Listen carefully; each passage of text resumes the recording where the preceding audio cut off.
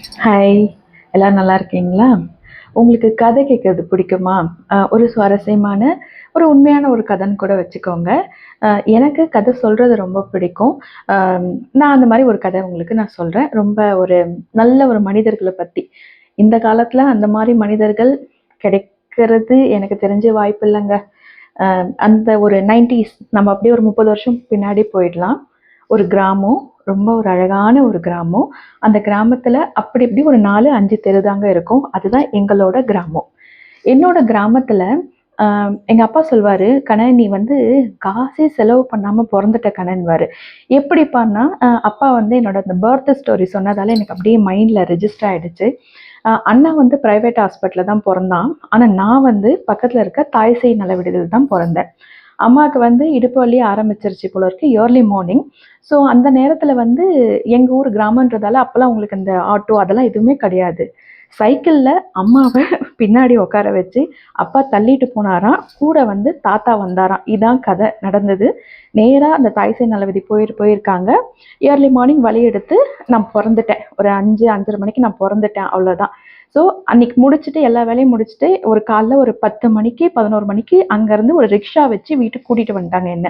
So அப்பா சொல்வாரு, "கண்ணு நீ பொறந்ததுக்கே எனக்கு மொத்தமா வந்து ரூ. 100வோ, ரூ. 120வோ தான் ஆச்சு" அப்படின்னுவாரு. ஒரு மொத்த செலவுமே அந்த கால கணக்கு பிரகாரம். ஒரு 30 வருஷம் பின்னாடி போட்டுக்கோங்க. ஸோ எங்களோட கிராமம் இப்படிதான். நாங்க இருந்தது நான் முதல்ல பொறந்து வளர்ந்த ஒரு வீடு வந்து ஒண்டி சொல்லுவாங்க இல்லைங்களா? அது வந்து ஒரு ரொம்ப அழகா இருக்குங்க. ஒரு நடு வாசலு. அந்த நடுவாசல் வந்து காமன். அந்த வாசல்ல சுத்தி இந்த போர்ஷன்ஸ் இருக்கும். இப்படி ஒரு இமேஜின் பண்ணிக்கோங்க. இது வந்து நடுவாசல்னா, இப்படி ஒரு வீடு, இந்த பக்கம் வீடு, இந்த பக்கம் வீடு, காமனா டாய்லெட், பாத்ரூம் இருக்கும். ஓகேங்களா? அந்த வாசல் கொஞ்சம் பெருசா இருக்கும் எங்களுக்கு விளையாடுறதுக்கு.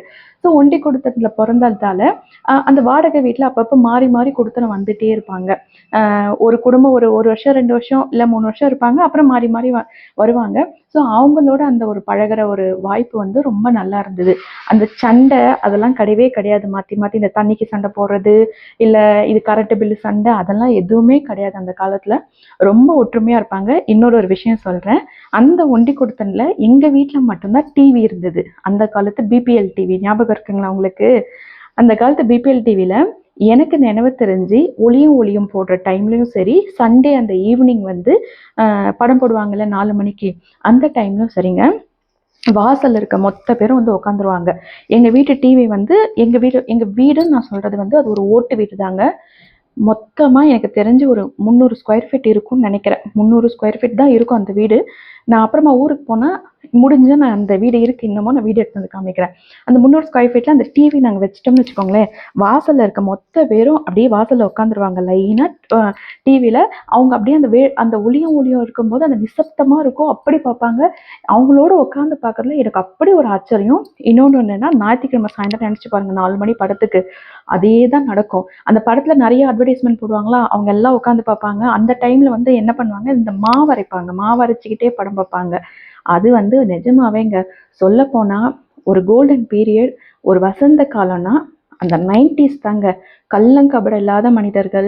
இந்த மாரி அப்படியே ஓடி ஓடி ஓடி ஓடி காலைல உழைக்கிறது, நைட் ஷிஃப்ட் உழைக்கிறது, காசை சேர்க்கறது. காசை சேர்த்தாலும் அதை நிம்மதியா செலவு பண்ண முடியல. இருந்தாலும் மனசுக்குள்ள எவ்வளோதான் சம்பாரிச்சாலும் அதுக்கேத்த செலவு வந்துன்னு தான் இருக்கு. சொல்லப்போனா எவ்வளோ சம்பாரிச்சாலும் இந்த காலத்துல பத்தல. அந்த காலத்துல அப்பா வந்து கொஞ்சமா சம்பாரிச்சாலும் எங்கள வந்து நிறைவா பார்த்துக்கிட்டாங்க. எங்களுக்கு வந்து கேட்டதெல்லாம் வாங்கி கொடுக்க மாட்டாரு. பட் தேவையான எல்லாமே வாங்கி கொடுப்பாரு. இதுதான் வந்து கோல்டன் பீரியட். முக்கியமான ஒரு 2 கேரக்டர் சொல்றேன். எனக்கு ஞாபகம் வந்துச்சு. நாங்க ஒண்டி குடுத்தனம்னால எங்க அக்கம் பக்கத்துலயும் எல்லாரும் ஒண்டி குடுத்தனம் தான் இருப்பாங்க. எங்களோட அந்த வாசல் செவரும் பக்கத்து வீட்டு ஃபேமிலியோட வாசல் செவரும் காமனா இருக்கும் 2 பேருக்கும். ஸோ இந்த வாசல்ல என்ன பேசினாலும் அந்த வாசல்ல இருக்கவங்களுக்கெல்லாம் கேட்க ஆரம்பிக்கும். அந்த மாதிரி வந்து ஒரு 2 கேரக்டர் சொல்றேன். ஒண்ணு வந்து எங்க பாயம்மா. பக்கத்து வீட்ல பாயம்மா இருப்பாங்க. பாயம்மா, பாயி, அதுக்கப்புறம் அவங்களுக்கு ஒரு பொண்ணு இருப்பாங்க. அவங்களுக்கு அப்போ கல்யாணத்துக்காக பார்த்துட்டு இருந்தாங்க.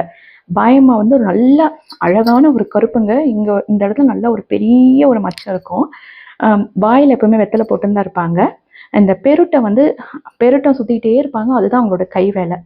ஸோ எனக்கு வந்து இந்த எனக்கு முடி ரொம்ப ஜாஸ்தி, ரொம்ப கரு கரு கருன்னு இருக்கிறதால, எங்க வாசல்ல உட்கார வச்சு எனக்கு இந்த தலைக்கு ஊத்துவாங்கல்ல, இந்த ஹெட் பாத் எடுக்கிற டைம்ல நான் அப்படியே அலறுவேன். அலறுறதுன்னா வந்து நீங்க நினைக்கிற மாரி கிடையாது. அது என்னமோ தெரியாது. அப்படி ஒரு அலறுவேன். இந்த பக்கம் என் பாட்டி என்னை கெட்டியமாக பிடிச்சிட்டு இருக்கோம், இந்த பக்கம் அம்மா வந்து அலற சத்தத்தில் 2 அடியும் விழும் எனக்கு. அந்த அடி விழுந்ததுன்னா இன்னும் அலறுவேன் நான். என் அலறல் சத்தத்தை கேட்டு அந்த வாசல்ல இருக்க பாயம்மா குரல் கொடுப்பாங்க. ஏய் குழந்தைங்க என்னடி பண்றீங்க, இப்படி ஏன் குழந்தை அழுவுறா, என்ன பண்றேன்னா இங்கேருந்து எங்க அம்மா குரல் கொடுப்பாங்க. ஒன்றும் இல்லை பாயம்மா, வழக்கம் போலதான், உட்காரவே மாட்டேன்து, என்னால் தலைக்கு வந்து ஊத்தவே முடியல, அழுதுகிட்டே இருக்கு, கத்துதுன்னு. கொஞ்ச நேரம் அழ சத்தம் ஆரம்பிச்சு அதிகமாயிடுச்சுன்னு வச்சுக்கோங்க, நேராக பயம் அங்கேருந்து வந்துடுவாங்க. வந்து இந்த புடவை இருக்கும் இல்லைங்களா, இந்த புடவையை அப்படி இழுத்துட்டு சொருவிட்டு வருவாங்க, வாயில் அந்த வெத்தலை போட்டுக்கிட்டே வருவாங்க. வந்து சமத்திட்டு எங்கள் அம்மாவுக்கு, ஏன் இப்படி பண்ற குழந்தைய, வேணான்னா விட, அப்படி என்ன உனக்கு இது வந்து ஊத்துறதுன்னு. அந்த பயமா வந்துட்டாங்கன்னா எனக்கு வந்து இன்னொரு ஆள் சப்போர்ட் வந்துட்டாங்கன்னு சொல்லிட்டு என்னோட குரல் இன்னும் ஜாஸ்தி இருக்கும். அந்த மாதிரி சப்போர்ட் பண்ணுவாங்க பயமா. அவங்க வீட்டுல போய் ஏதாவது இப்பெல்லாம் வந்து வீடெல்லாம் கதவு மூடி வச்சுட்டு வீட்டுல உட்காந்துட்டு இருக்கோம். எங்க ஊர்ல எல்லாம் ஒரு வீட்டு கதவுமே மூட மாட்டாங்கங்க. அதுவும் எப்படின்னா ஒரு சில வீடுலாம் வந்து இந்த தெருவுல ஆரம்பிச்சு அந்த தெருவுக்கு வந்து அந்த பின்னாடி இருக்க பேக்கடை கதவு வரைக்கும் அப்படியே நேரா தெரியும். நாங்க இந்த வாசல்ல போனோம்னா அப்படியே நேரா போயிட்டு பின்னாடி இருக்க வீட்டோட அடுத்த வாசல் வழியா வெளியே வருவோம். அந்த அளவுக்கு ஃப்ரீடம். எல்லார் வீட்டுக்கும் போவோம். விளையாடுனா தண்ணி குடிச்சதுன்னா எல்லார் வீட்லயும் போய் தண்ணி வாங்கி குடிப்போம். ஓகேங்களா. இவங்க என்ன சொல்லுவாங்க, அவங்க அதெல்லாம் கிடையவே கிடையாது. அவ்வளோ ஒரு நல்ல மனிதர்கள். அந்த மாதிரி அந்த பயமா வந்து அவ்வளோ சப்போர்ட் பண்ணுவாங்க. வந்து எனக்கு அவங்கள ரொம்ப பிடிக்கும். அவங்க போயிட்டு அந்த பெருட்டம் இது பண்ணி உட்காந்துட்டு இருப்பாங்க வாசல்ல. வாசல்ல வெயில் இருக்கும், அந்த பக்கம் இந்த ஒரு வாசல் முற்ற மாதிரி இருக்கும் இல்லைங்களா, அங்கே உட்காந்துக்கிட்டு பெருட்டம் வந்து எங்கள் ஊரோட முக்கியமான தொழில் வந்து நெசவு தொழில் தாங்க. எல்லார் வீட்லையும் தறி இருக்கும் மோஸ்ட்லி. ஸோ வீட்டில் இருக்க பொம்பளைங்க வந்து ஒன்று தார் திரிப்பாங்க, இல்லை பெருட்டம் சுற்றுவாங்க, அப்புறமா அச்சு புனைப்பாங்க. இதான் வேலை. பயமா அச்சு புனைப்பாங்க, பெருட்டம் திருத்துவாங்க. நான் போயிட்டு அப்படியே உட்காந்துட்டு அந்த பெருட்டம் சுற்றுறத பார்ப்பேன். அப்படியே ஆசையாக பார்ப்பேன். அவங்க ரொம்ப நல்லவங்க. ஒரு நாள் கூட வந்து நீ ஏன் வந்த, நீ என் டைமை டிஸ்டர்ப் பண்ணுறது ஒருபோதும் சொன்னதில்லை. அப்படிப்பட்ட ஒரு வெள்ளந்தியான மனிதர்கள் தான் எங்கள் ஊரில் இருந்தாங்க. பயமான்றது ஒரு எக்ஸாம்பிள் தான் நான் சொல்கிறேன். பயமா மாதிரி இன்னும் நிறைய பேர் இருக்காங்க. இது எல்லாமே என்னோட அந்த ஒரு சைல்டுஹுட் மெமரிஸில் வந்து ஒரு வசந்த கால அந்த நினைவுகள் இருக்கும் பார்த்தீங்களா, இது எல்லாமே எனக்கு அப்படியே பதிஞ்சு போயிருக்கு ஒவ்வொன்றும். இந்த கதை எல்லாமே வந்து என் பையனுக்கு வந்து நான் நைட் டைம் ஸ்டோரியாக சொன்னது. இந்த மாதிரி இருப்பாங்கடா, அந்த மாதிரி இருப்பாங்கடான்னு அவன் என்ன கேட்பான். இப்போ ஊருக்கு போனாலும் கேட்பான், அம்மா அவங்களாம் எங்கம்மா அப்படின்னு கேட்கும்போது, இப்போ அவங்க உயிரோடு இருக்கிறதுக்கு வாய்ப்பு இல்லை, ஏன்னா அப்போவே அவங்களுக்கு ஒரு 60 வயசு மேலே இருக்கும். நான் சொல்லுவேன், ஆனால் இந்த வீடு தாண்டா, ஆனால் அந்த வீடு எதுவுமே இல்லைங்க, இப்போ எல்லாமே டெமாலிஷ் பண்ணிட்டு எல்லாமே வந்து மாடி வீடு மாதிரி கட்ட ஆரம்பிச்சிட்டாங்க. அந்த காலத்தில் வந்து எங்கள் ஊரில் மாடி வீடுலாம் வந்து எண்ணிடலாம், ஒரு 2 3 அப்படி தான் இருக்கும். மோஸ்ட்லி ஓட்டு வீடு இருக்கும். ஓட்டு வீட்டை வெளியில் வாசலில் திண்ணை இருக்கும், பின்னாடி பேக்கடை வந்து ரொம்ப பெருசாக இருக்கும். அந்த பேக்கடில் நாங்கள் விளையாடின கதையை நான் அப்புறமா இன்னொரு ஒரு வீடியோவில் சொல்கிறேன். இந்த மாதிரி ஒரு வசந்த கால நினைவுகள். உங்கள் ஊர்லேயே ஒரு நல்ல நல்ல மனிதர்கள் இருந்திருப்பாங்க.